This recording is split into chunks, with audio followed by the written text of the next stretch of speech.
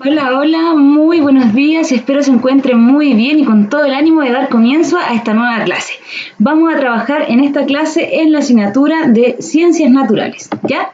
Entonces, para nuestra clase de Ciencias Naturales vamos a trabajar los contenidos que habíamos estado viendo durante el primer semestre. Seguimos de nuevo con el refuerzo, ¿ya? Y vamos a trabajar el OA1 y el OA3. Y al igual que en matemática, finalizando este video, usted va a tener que contestar unas preguntitas, ¿ya? Entonces, ahí les voy a presentar nuestra sala de clase que tenemos, ¿cierto?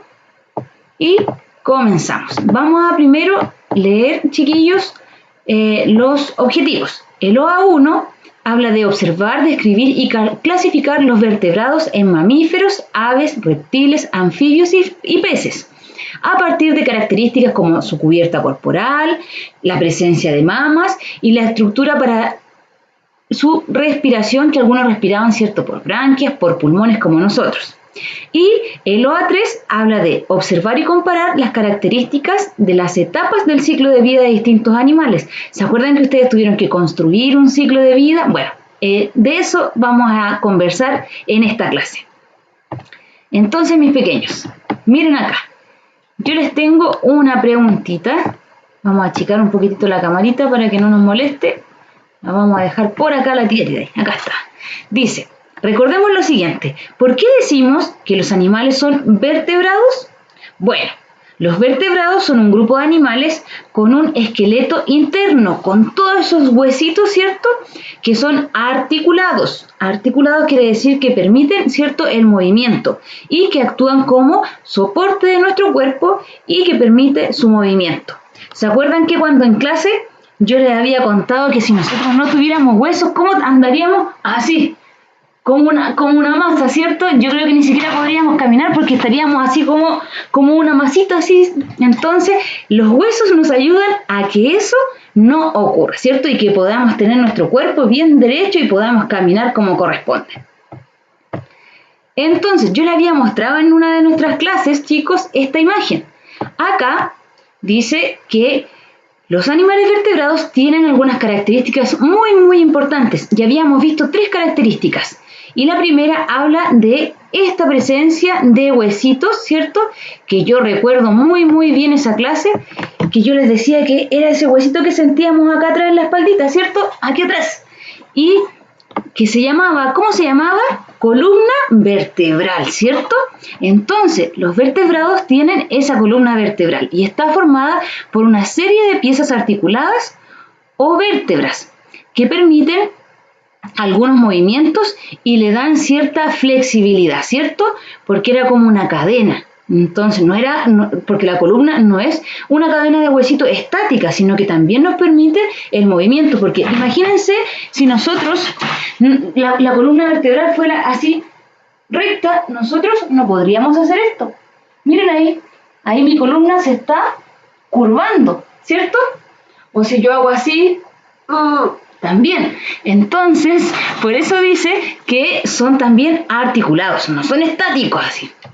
Esa es una característica de por qué los animales son vertebrados. Pero hay otras, que es la siguiente. El cuerpo de los animales vertebrados está dividido en 3 partes. No lo olviden, ¿en cuántas partes está dividido? En 3. La primera es la cabeza. La segunda es el tronco, toda esta parte que tenemos aquí. Y las extremidades, que en nuestro caso serían nuestros brazos y nuestras piernas, ¿cierto? Entonces, los animales también, por ejemplo, esa imagen que están viendo ustedes ahí, aquí tiene su cabeza, tiene su tronco y tiene las patas que son sus extremidades. Él es un animal, por eso tiene patas. Nosotros tenemos pies y tenemos brazos y nuestras manos. Pero también somos animales vertebrados, porque tenemos también esta característica. Y la tercera característica es que ellos son individuos que están separados por el macho y por la hembra.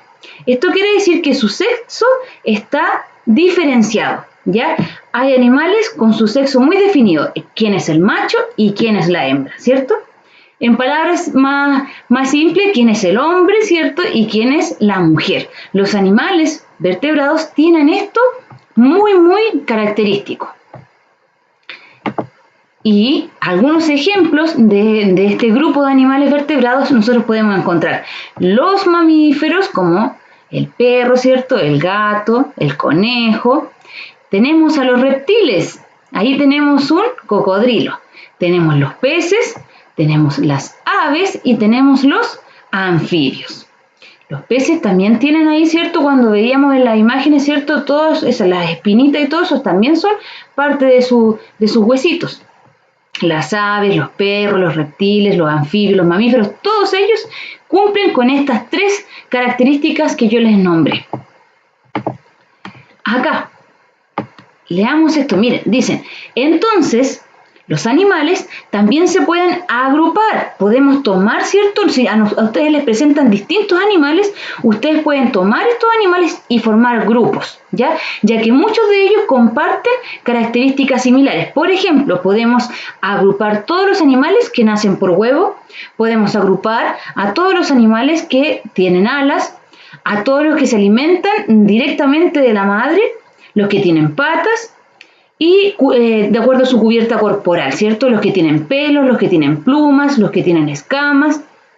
Y en cuanto a lo de tener patas, chiquillos, ustedes saben, ¿cuál de los animales tiene la misma característica en cuanto a sus patas? ¿Ya? Entonces, en cuanto a todas estas características, nosotros podemos agrupar, podemos formar grupos, ¿cierto? ¿Se acuerdan que yo en la clase les había dicho que nosotros teníamos que fijarnos en una característica específica?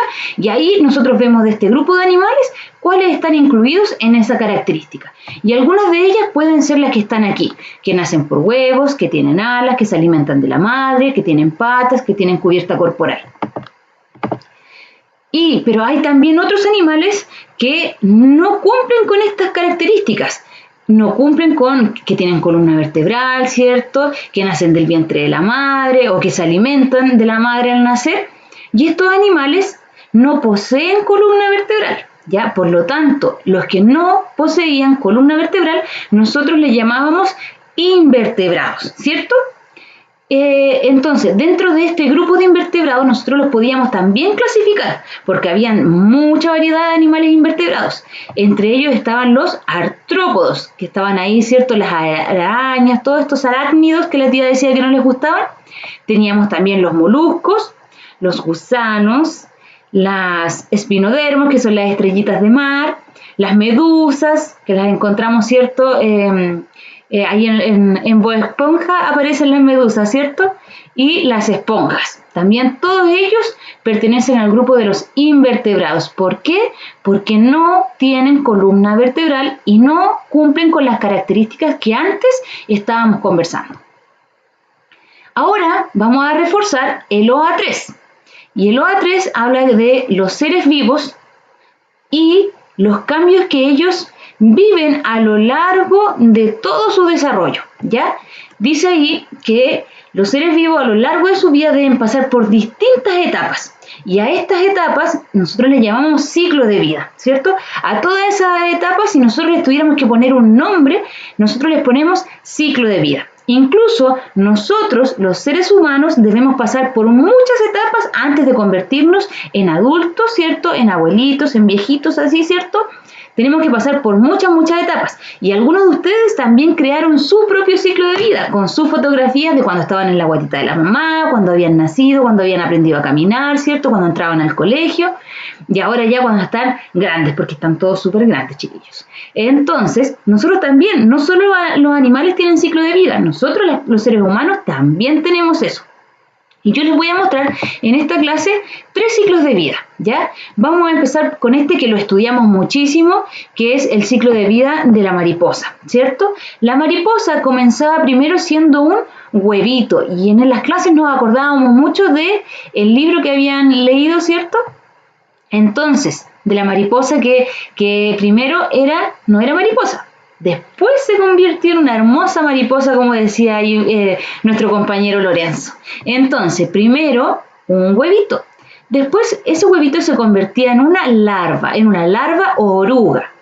Luego esta oruga se iba, ¿cierto?, a dormir por harto tiempo, pero primero se ponía, ¿cierto?, su pijamita y colgaba de una ramita y se convertía en una pupa.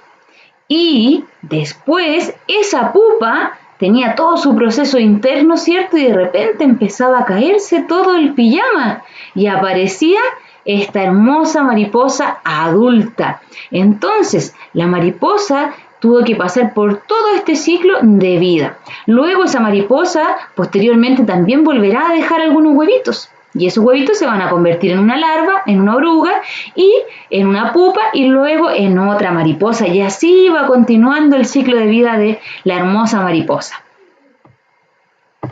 Luego el ciclo de vida de la rana. La rana, al igual que la mariposa, también comienza como un huevito. Luego se transforma en un renacuajo.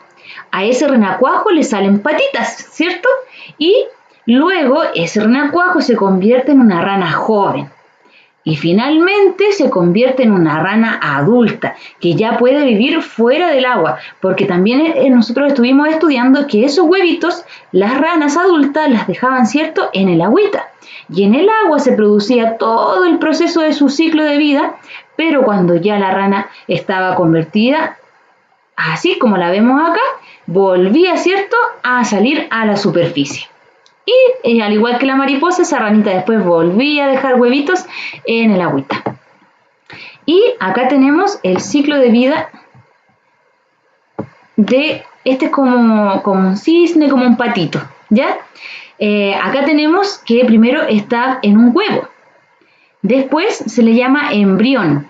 Ya, al igual que los seres humanos, porque a nosotros cuando nosotros somos así chiquititos y estamos en la guatita de la mamá, también nos llaman embrión, ¿ya? Por eso aquí es como que está en el huevito, pero la imagen se ve por dentro, ¿ya? Luego se produce la eclosión. La eclosión, chiquillos, es cuando el huevito se rompe, ¿cierto? Cuando sale el pollito, la gallina o el cisne de su cascarón. A eso nosotros le llamamos eclosión. No lo pueden olvidar, ¿eh? Ya van a saber por qué. Luego viene el crecimiento y desarrollo, ¿ya? Y luego la reproducción. Uy, perdón. Vamos a volver acá. Ahí está. Y luego la reproducción, por eso están aquí, porque uno va a representar al macho y el otro va a representar a la hembra, ¿cierto? Y luego la muerte. Ahí aparece como un pollito asado. ¡Ay, que somos malos! O, bueno, ahí aparece también un perrito cazándolo, porque es así. Así es el ciclo de vida de algunos animales. Terminan su vida de distintas formas. Y ahí la tía le pone una estrellita a todos mis amigos, a todos mis pequeños hermosos que han estado atentos a esta clase. Así que ahora los invito a contestar unas breves preguntas para que evaluemos cuánto han aprendido, ¿ya? Si necesitan volver a ver este video, chiquillos, no hay problema, lo pueden ver las veces que ustedes quieran. Ustedes saben que este material está disponible para ustedes. Así que ahora, finalizando esto, pueden ir al formulario a ver sus preguntas. Un besito enorme y nos vemos en otro video. Chau, chau.